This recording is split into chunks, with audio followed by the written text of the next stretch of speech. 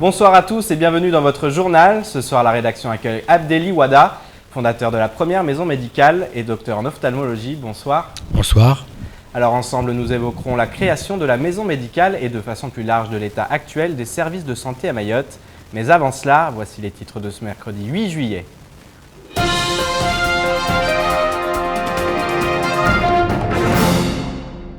L'affaire n'a pas fini de faire du bruit.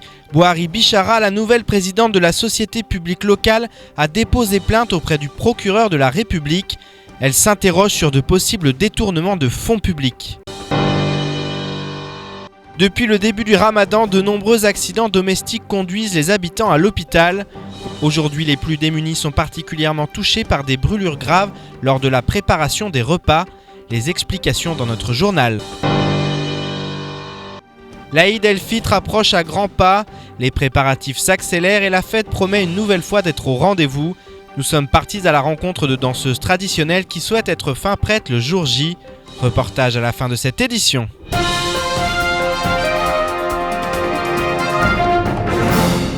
La société publique locale est un outil créé en 2010 à l'usage des collectivités. C'est une entreprise de droit privé dont le capital est apporté par les collectivités seuls actionnaires. Elles ont pour objet l'aménagement des territoires. Fin 2011, alors battu aux élections à la présidence de la CIM, Daniel Zaïdani a annoncé officiellement le lancement de la SPL 976. En juin dernier, la majorité a basculé et la présidence de la SPL est revenue à Bouhari Bichara, conseillère départementale de Dembéni. C'est après examen de la comptabilité et des frais de fonctionnement qu'elle a déposé plainte auprès du procureur de la République ce lundi 6 juillet.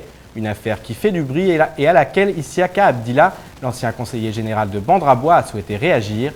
Un sujet signé Leslie Vimenet et Camille Idlas. L'affaire prend un peu plus d'ampleur chaque jour. La société publique locale 976 est au cœur de la polémique, ou plus exactement ses dirigeants. Plusieurs délibérations sont en cause, notamment l'indemnité accordée à l'ancien président de la SPL, Daniel Zaïdani, alors président du Conseil général. Ce dernier a accepté de s'exprimer et insiste sur la transparence de l'activité de la société et n'élude pas les près de 100 000 € d'indemnités reçues. Il y a une réglementation au niveau des indemnités. Il y a un seuil qu'il ne faut pas dépasser. Est-ce que la même collectivité peut vous verser 2 fois des indemnités ? C'est ça la question qui se pose. Ouais. Le Conseil général versait déjà au président du Conseil général une indemnité en tant que président. Est-ce que le Conseil général, c'est toute la question, et ça je laisse aux juristes de trancher là-dessus, a encore le droit de verser une deuxième indemnité Voilà, c'est toute la question est là. Les indemnités ne sont pas les seuls éléments qui ont poussé Bouhari Bichara à s'interroger sur de possibles détournements de fonds publics. Autre problème, le statut de la SPL 976, une entreprise privée avec pour seuls actionnaires les collectivités. Ainsi, la société a perçu 1 500 000 € de subventions du conseil départemental suite à une décision de la commission permanente. La SPL, c'est une société. Pour le cas de figure, cette SPL a le statut de SA, société anonyme, parce que je pense que le capital devait être de 250 000 €. C'est ça, hein? Le Conseil général était largement actionnaire majoritaire là-dessus de par ses apports. Maintenant, la question se pose. Est-ce que le pouvoir public a le devoir de financer le fonctionnement d'une entreprise privée ? Il existe des mécanismes de financement des actions des entreprises dans le cadre de leur investissement. C'est tout là aussi que les juristes doivent apprécier la situation. Une fois que le capital est constitué, c'est à la société de créer ses propres actions, ses propres actions, en même temps dégager de la marge pour son fonctionnement s'agissant des projets. Amer d'avoir été interpellé de la sorte sur la place publique, Daniel Zaïdani aurait préféré justifier les actions de la SPL directement avec sa nouvelle directrice et non pas subir ce qui pour lui ressemble à une basse manœuvre politique, une éventualité à laquelle Isiaka Abdillah ne veut pas croire. Souvenez-vous, la dernière fois, on était là par rapport au marché, par rapport à certains marchés qui n'étaient pas dénoncés par le nouvel exécutif. On s'est posé la question. Maintenant qu'il y en a un qui ose dénoncer une situation, ben écoute, qu'est-ce qu'on ne va pas tout le temps mettre sur le coup de la politique. Ouais. Peut-être que la présidente est inanimée de bonnes intentions et qu'elle veut mettre les choses à plat. Dans cette affaire qui défraie la chronique, il est important de rappeler que la SPL n'est pas sans projet. Preuve en est le nouveau bâtiment du conseil départemental en cours d'achèvement, tout comme le lotissement Sim à Bandrélé. Pour le reste, charge maintenant à la justice de faire son travail. A noter que l'intégralité de ce temps de parole sera disponible à la fin de cette édition. Et on poursuit avec ce rebondissement dans l'affaire Colas. Pendant 11 jours, au mois de juin, la Colas a été paralysée par un mouvement de grève. Un protocole de sortie de crise avait été signé et la direction s'était engagée à aborder les autres sujets évoqués avec les organisations syndicales dans le cadre des réunions régulières du dialogue social dès le mois de septembre 2015. Or, par courrier daté du 29 juin, la direction a convoqué l'un des représentants syndicaux à un entretien préalable. Elle dénonce en effet un comportement susceptible d'entraîner une sanction disciplinaire pouvant aller jusqu'au licenciement pour faute lourde. Selon Salim Naouda, d'autres représentants syndicaux auraient reçu une convocation similaire. Par un courrier daté de ce jour et adressé à la direction, l'organisation syndicale prévient qu'elle fera tout pour que cesse toute forme de représailles chez Colas Mayotte. On écoute le secrétaire général du syndicat qui s'est exprimé à notre micro ce matin. La loi est claire et là, j'espère fortement que la DIECT ne prendra pas parti du côté de la Colas, mais fera son devoir, étant donné que de plus en plus on a du mal à avoir des représentants du personnel dans les entreprises. Et là qu'on a des représentants du personnel, la DIECT protégera ses salariés correctement et que la réglementation soit respectée et que le droit de grève soit aussi respecté, mais que les représentants du personnel ne soient pas en permanence, comme nous l'avons vu avec la Sodifram, que les représentants du personnel soient en permanence écrasés. Moi, j'espère que la Colas ne mettra pas en exécution des licenciements sur les délégués. Parce que si c'est le cas, nous allons réagir. À travers des blocages, même s'il faut bloquer Mayotte entièrement, on le fera. En cette période de Ramadan, un phénomène dramatique ressurgit, celui des brûlures lors de la préparation des repas qui serviront à rompre le jeûne. Pompiers comme médecins constatent qu'à certaines périodes de l'année, les cas de brûlures sont en augmentation. Et face à ce problème, une véritable discrimination s'opère.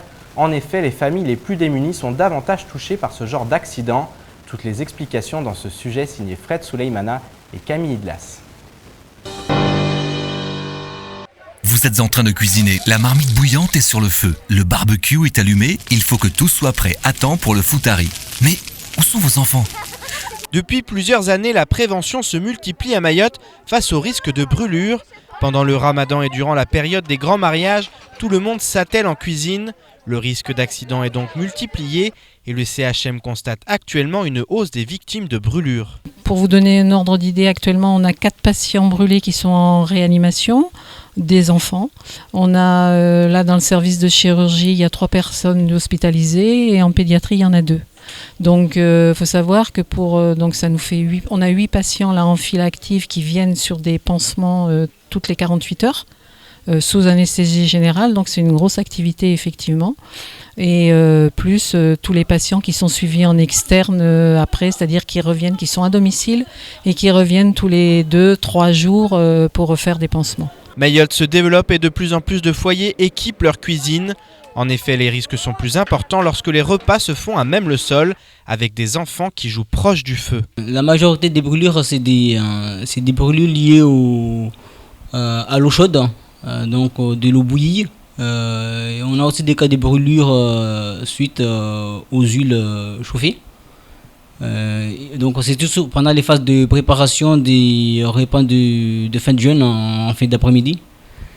De moins en moins on est confronté à ces types de brûlures. Pourquoi avec le développement des structures familiales, on a de plus en plus des familles qui ont des cuisines intégrées avec des portes qui permettent de faire la séparation entre la salle de jeu, séjour et cuisine. Et de moins en moins, il y a de plus en plus de familles équipées avec des points de cuisson bien adaptés au développement de l'île. Une véritable discrimination existe face aux brûlures.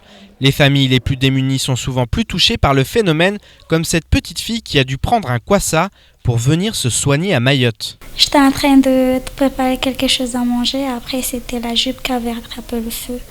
D'accord, donc ta jupe, et ça s'est pas passé à Mayotte ? C'était comme moi. Et comment ça s'est passé après ?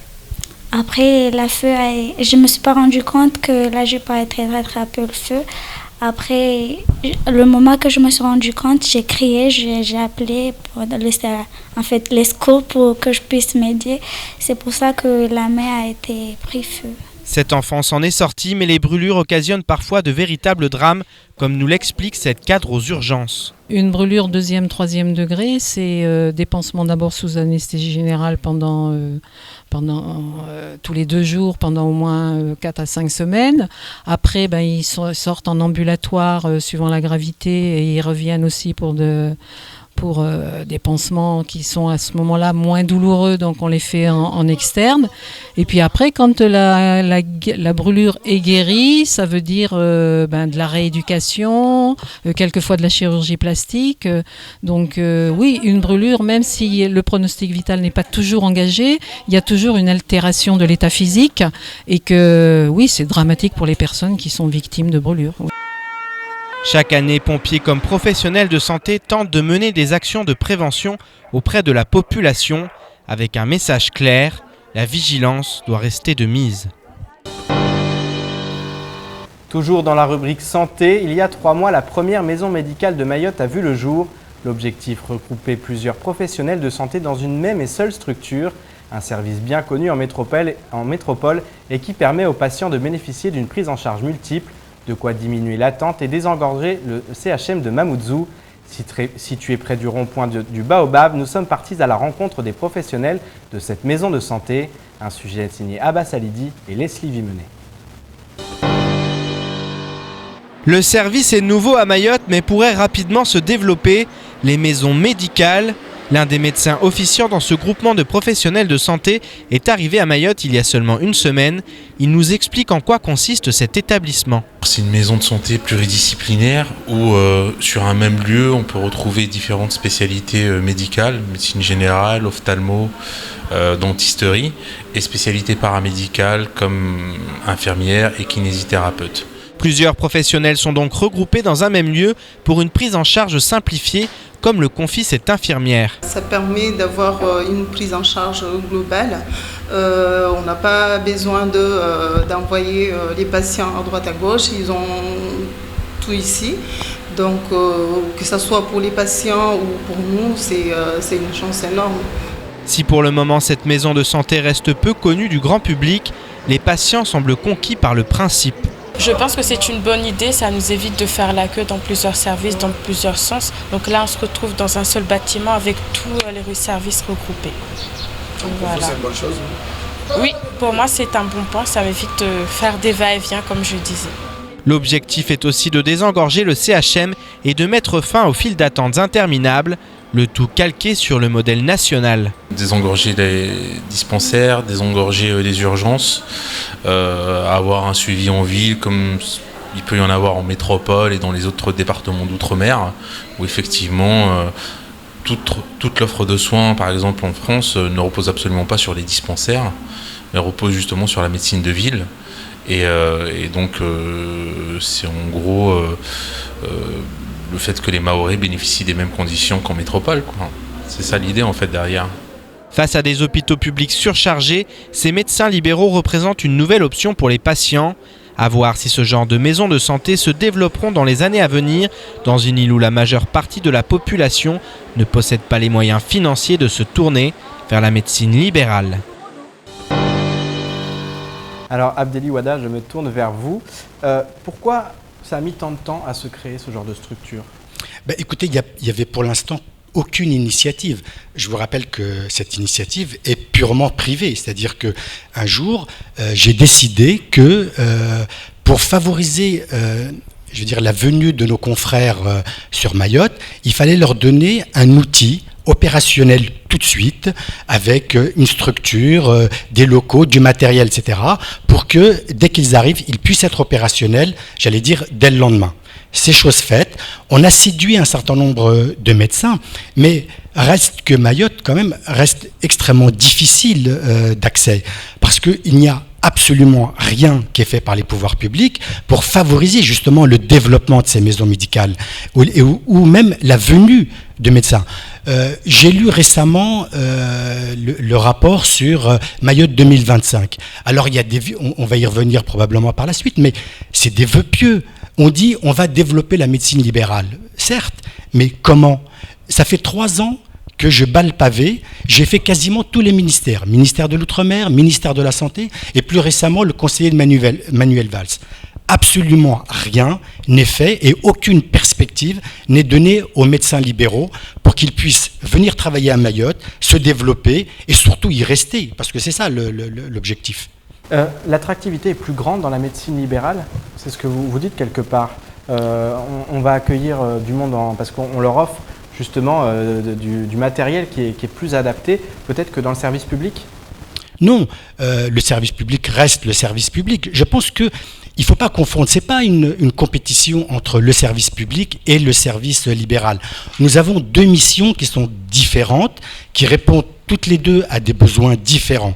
Il ne faut surtout pas que l'un aille faire le travail de l'autre. Or, ce qu'on constate actuellement, vu la pénurie de médecins libéraux, c'est que l'hôpital fait le travail du service libéral. D'où l'implosion du système. C'est-à-dire que quand un patient va se soigner dans un système public, il coûte beaucoup plus cher à la collectivité que lorsqu'il va dans un système libéral. L'idée est de désengorger l'hôpital, comme le disait très bien le docteur Jawadi, afin que, en médecine de ville, la médecine de ville remplisse sa tâche, c'est-à-dire le soin de premier recours. Quelle est la différence justement entre public et la médecine libérale ? La différence, c'est que la médecine libérale est là pour le premier recours. C'est-à-dire, vous diagnostiquez toutes les pathologies, etc. Et ensuite, vous faites appel généralement au plateau technique du service public, de telle façon à ce que les pathologies beaucoup plus lourdes ou celles qui nécessitent des spécialistes puissent être prises dans de bonnes conditions. Or là, qu'est-ce qu'on constate ? C'est que la plupart des services hospitaliers sont complètement saturés, à tel point que les médecins envisagent même un droit de retrait, tellement ils sont en burn-out. Donc il faut désengorger l'hôpital, rendre à la médecine libérale ses droits, c'est-à-dire, mais pour lui rendre ses droits, il faut faire venir des médecins, et pour faire venir des médecins, il faut leur donner des conditions attractives, et pas simplement faire des vœux pieux, comme je l'ai lu dans le document Mayotte 2025. Est-ce qu'on ne se dirige pas quelque part vers une médecine à 2 vitesses, une santé à 2 vitesses ? D'un côté, la médecine libérale avec un service de meilleure qualité, mais qui où il faut donner de l'argent, c'est-à-dire que voilà, c'est plus cher, et d'un autre côté, un service public un peu à la traîne et qui a beaucoup de mal. On ne peut pas dire que le service public soit à la traîne par rapport au service libéral. Je pense qu'il n'y a pas de ce côté-là, de médecine à 2 vitesses. Je pense qu'on est aussi bien soigné dans le service hospitalier que dans le service libéral, en termes de qualité de soins. Le problème, c'est que quand vous arrivez dans un dispensaire à 5 heures du matin, qu'il est saturé et que vous ne sortirez pas avant 13 ou 14 heures, je pense que vous avez autre chose à faire de vos journées que de rester dans un dispensaire. D'où l'intérêt du système libéral qui est beaucoup plus fluide, qui permet de travailler beaucoup plus facilement et permet justement à tous ces gens d'être soignés bien, aussi bien qu'ils pourraient l'être à l'hôpital et en même temps beaucoup plus rapidement. C'est ça l'avantage. Alors vous évoquiez Mayotte 2025. Est-ce que vous avez l'impression que justement la santé était un peu oubliée de ce document stratégique ? Écoutez, il n'y a pas que la santé. Tout a été oublié dans ce document. Je veux dire, c'est ni fait ni à faire. C'est des vœux pieux. Je veux dire, n'importe qui aurait pu rédiger ce document. Je veux dire, il n'y a aucun... J'ai lu ce document. Il fait 24 pages. Il devrait en faire 240. Si vraiment on fait. Pourquoi faire 2025 ? Il faut faire 2014 plutôt, parce qu'on est tellement en retard. Pourquoi attendre 2025 ? Enfin, c'est une projection, bien sûr. On vous dit, voilà, on va améliorer l'éducation. Oui, très bien, mais comment vous allez améliorer l'éducation ? On va améliorer l'attractivité médicale. Oui, mais comment vous allez faire ?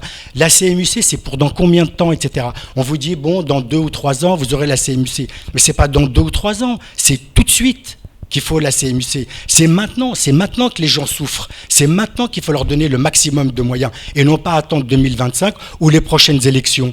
Il n'y a pas de mesure concrète selon vous dans Mayotte 2025 ? Pour l'instant, aucune. Nous avons demandé simplement le rattrapage, c'est-à-dire que vous savez qu'un médecin qui travaille à Mayotte a sa retraite amputée de 40% parce que la sécurité sociale ne cotise pas à la caisse de retraite. Qui voulez-vous qui vienne travailler à Mayotte dans ces conditions? Personne. Je veux dire. Problème de l'attractivité. On revient toujours au problème de l'attractivité. Rattrapons d'abord le retard de Mayotte, et ça, un simple décret permettrait, d'instaurer le statut du médecin traitant, d'instaurer l'application pleine et entière de la convention médicale. On serait déjà à ce moment-là au même niveau que les autres départements. Et à partir de là, on pourrait développer des mesures attractives spécifiques à Mayotte, de façon temporaire. Nous l'avons dit, mettez des mesures temporaires, réévaluables éventuellement tous les 2 ou 3 ans, faites venir des médecins, et puis, comme moi je suis venu il y a 6 ans, et ben, un certain nombre se plairont sur l'île et resteront. Vous avez vu une évolution en 6 ans J'ai l'impression, très sincèrement, que ça se dégrade. Qu'au lieu de s'améliorer, les médecins partent les uns derrière les autres, vous le savez, les cabinets ne se régénèrent pas, que l'hôpital qui arrivait jusqu'à il n'y a pas très longtemps à assurer encore ses fonctions a de plus en plus de mal à assurer ses fonctions sous la pression migratoire. Je vous rappelle quand même que 60 à 70% des consultants à l'hôpital sont sans papier, donc un hôpital ne peut pas fonctionner dans ces conditions-là correctement, ou alors il faut injecter massivement de l'argent pour développer les services, recruter du monde, etc., etc. Actuellement, on va dans le mur, si on ne l'est pas déjà. Merci beaucoup d'avoir accepté notre invitation. Merci de m'avoir invité. Et on enchaîne avec les premiers résultats du baccalauréat qui sont tombés lundi. Ils dévoilent que la filière professionnelle est en progression à Mayotte, mais les chiffres ne sont pas encore définitifs. Actuellement, 920 élèves, toutes disciplines confondues, passent les rattrapages. Aujourd'hui, au lycée Bamana, les étudiants en série technologique se sont présentés à la dernière épreuve orale. Soulagés ou stressés, les éventuels futurs bacheliers attendent maintenant que les résultats pour entamer une nouvelle étape de leur vie.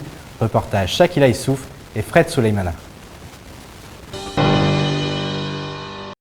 Après mon bac ES, je vais continuer avec des études de droit en métropole. Là, je viens juste du vice-rectorat à récupérer les dossiers pour faire ma démarche pour partir en métropole.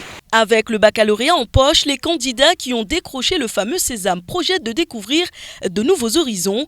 Pour d'autres, l'épreuve des rattrapages se termine. Ce matin, au lycée Bamana, les séries technologiques en ont terminé des oraux et l'attente est déjà palpable. Là, j'ai déjà passé le deuxième épreuve là.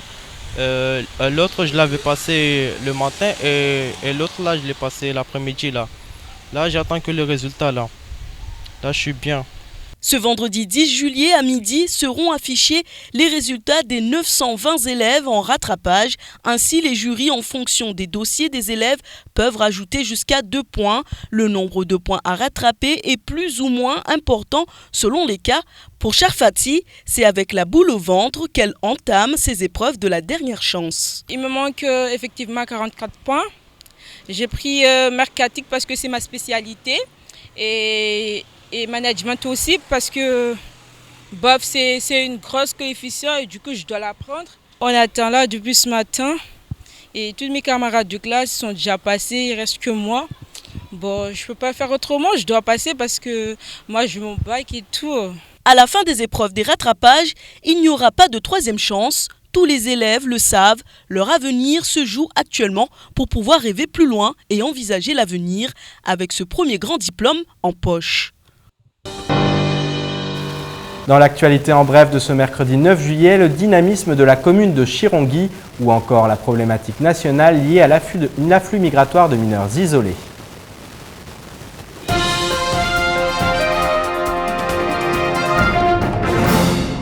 Malgré la problématique de la régularisation foncière, la commune de Chirongui fait sans doute partie des plus dynamiques de Mayotte.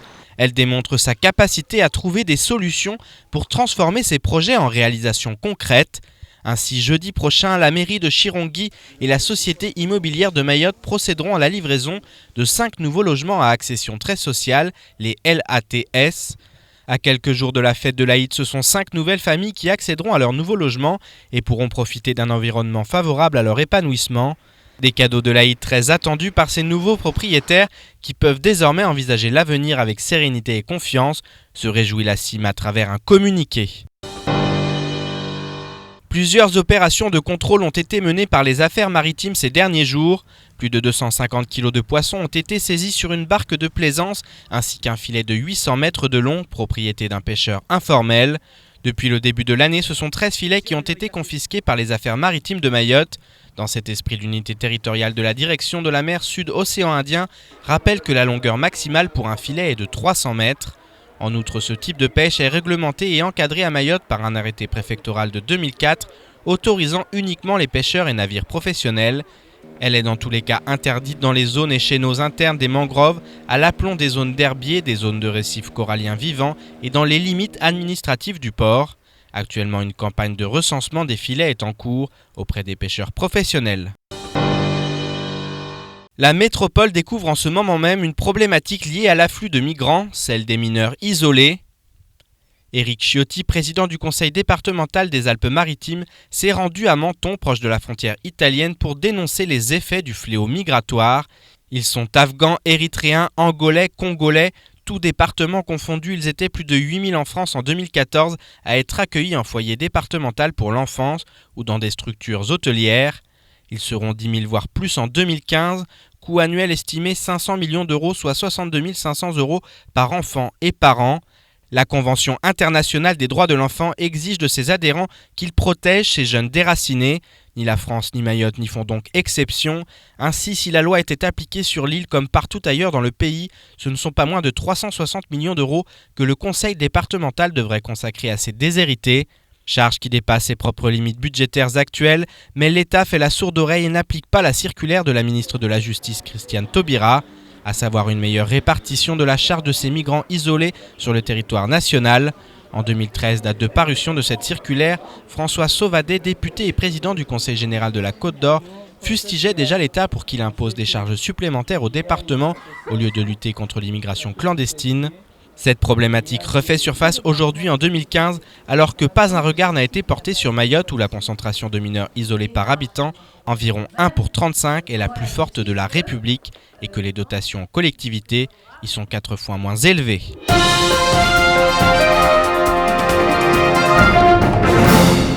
Deux informations importantes nous sont également parvenues aujourd'hui.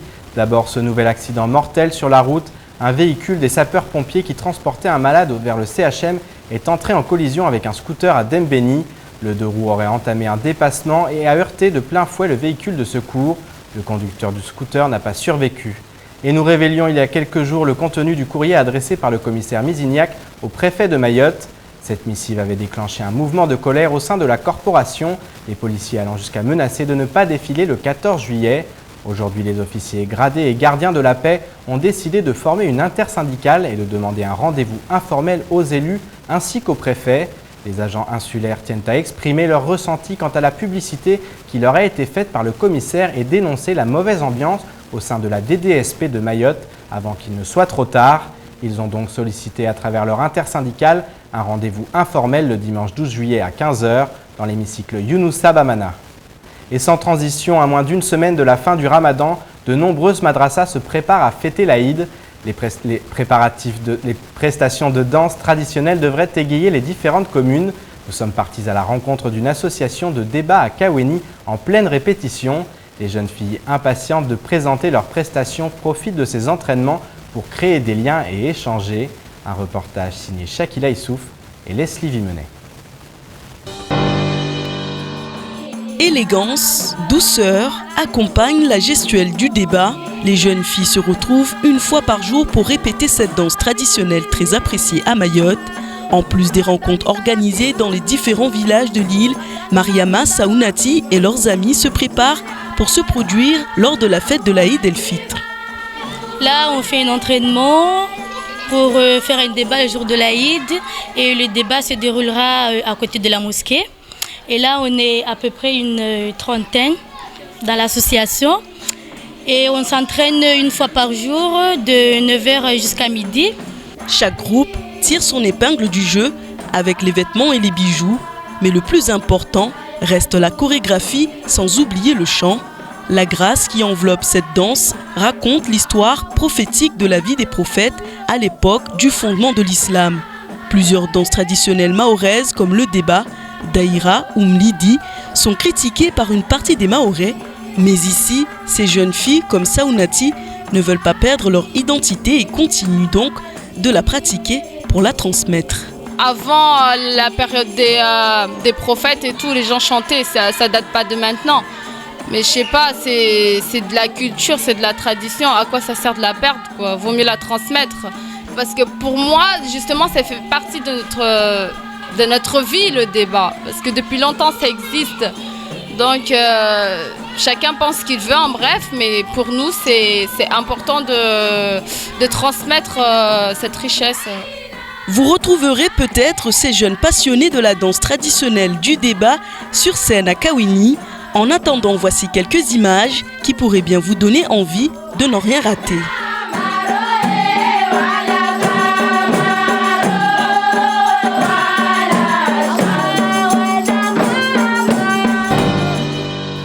Et c'est ainsi que s'achève cette édition. Merci à vous de l'avoir suivi. Dans quelques instants, Ornella Perrine vous présentera la météo. Suivra juste après l'invité du temps de parole, Issiaka Abdillah, ancien conseiller départemental dans la commune de Bandrabois. Il était ce matin au micro de Patrick Pignan. Pour ma part, j'aurai le plaisir de vous retrouver dès demain pour une nouvelle édition de votre journal. Excellente soirée à vous sur KTV.